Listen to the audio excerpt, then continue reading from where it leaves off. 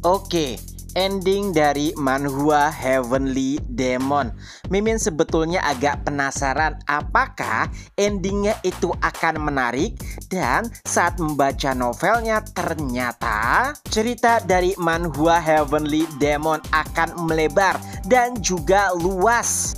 Oke, sebelum itu disclaimer dulu ya. Mimin belum membaca seluruh novelnya, tapi tadi cuman penasaran bagaimana kemungkinan endingnya. Dan ternyata itu membuat Mimin sedikit terkejut. Novelnya sendiri sudah tamat, ada 2 part. Part pertama itu sampai dengan chapter 400-an dan part kedua itu 200-an. Jadi total 600-an chapter. Dan ceritanya ternyata nanti hampir sama atau agak-agak mirip dengan Nano Machine. Ya, Nano Machine dari dunia Murim di part pertama berpindah ke masa depan di part kedua. Begitu juga dengan Heavenly Demon.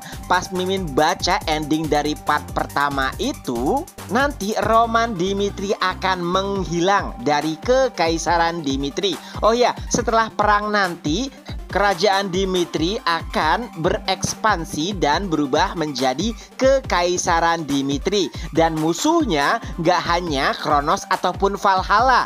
Seperti yang Mimin katakan sebelumnya, ceritanya akan melebar karena si Alexander, kaisar dari kekaisaran Kronos itu sama dengan Roman Dimitri, yaitu seseorang yang bukan berasal dari dunianya saat itu, yang artinya ada dunia lain. Dan beberapa hal yang dilakukan oleh Alexander itu akhirnya menciptakan sebuah retakan, dan retakan tersebut tersambung atau terhubung dengan alam iblis ataupun dunia iblis, sehingga nanti terjadi peperangan antara manusia melawan iblis. Dan setelah peperangan melawan alam iblis atau dunia iblis berakhir, sebut saja dewa meminta Roman untuk mengakhiri perjalanannya sebagai Roman Dimitri.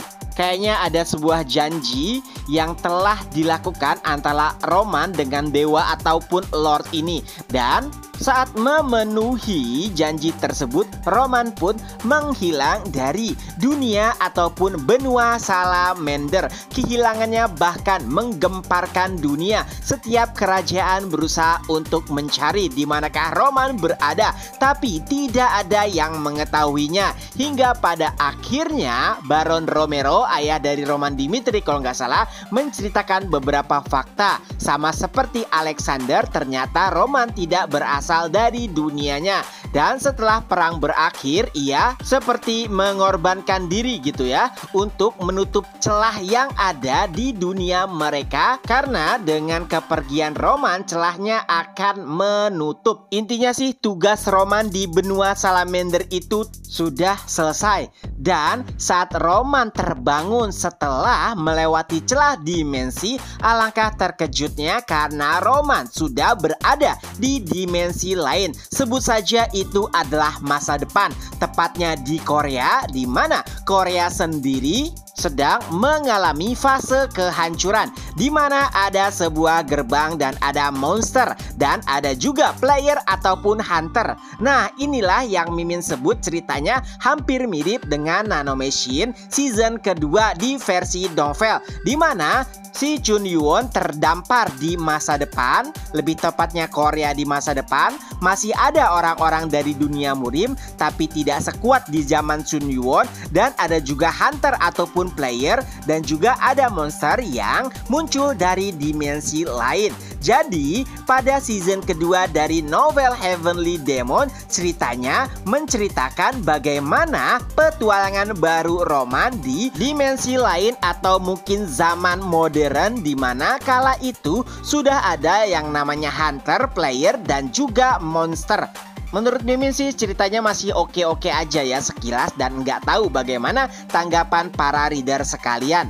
Mimin sih mau aja ya namatin novel ini, tapi terkadang terbentur dengan pekerjaan lain. Ya doain aja ya, semoga ada banyak waktu senggang sehingga Mimin bisa menamatkan novelnya dan menceritakan ulang bagaimana kejadian-kejadian penting yang terjadi di Heavenly Demon. Oh ya, satu lagi, nanti endingnya itu dimensi atau dunia Roman Dimitri yang pertama di benua Salamander itu bisa terhubung dengan dunianya yang baru, yaitu di Korea Selatan.